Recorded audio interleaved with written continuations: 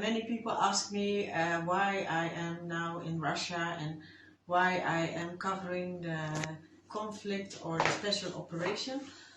Well, it's a story, it's a long story because Western media, they are not sending journalists or they cannot go to Russia because in the West they have a lot of propaganda. The news outlets actually, it's more propaganda than real news. So they're all paid, they have a special agenda from the government and an agenda from the government, of course. And with me it started all. I worked before in the International Atomic Energy Agency in Vienna a few years as an international secretary. From there I got involved in the Syrian conflict due to private reasons, but also I studied some geopolitics, and I went to Syria before the war and during the war, and when the conflict started in 2011, it was really horrible what was going on there, and the Western media portrayed it as a war from rebels and revolution. Well, actually it was a revolution, it was a color revolution, like in many countries before, like Libya, in Afghanistan, in Iraq.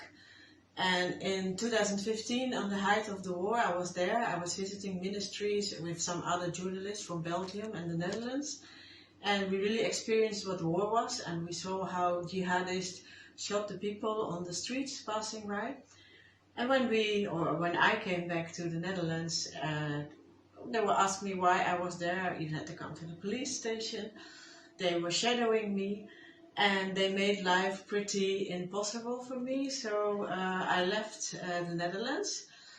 And now it's the same story I can see also with Russia again, because for many years already they try to portray Russia as the perpetrator in everything. They have a very bad reputation in the West, but it's all propaganda. Since 2007 already it started. And okay, this is going to get worse and worse, and finally the Ukraine came in 2014, another coup from the deep state or the US and the EU.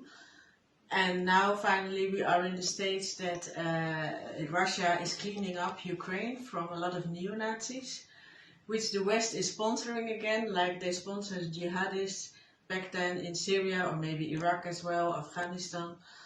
And this is why I'm here in Russia and especially in the Ukraine to cover this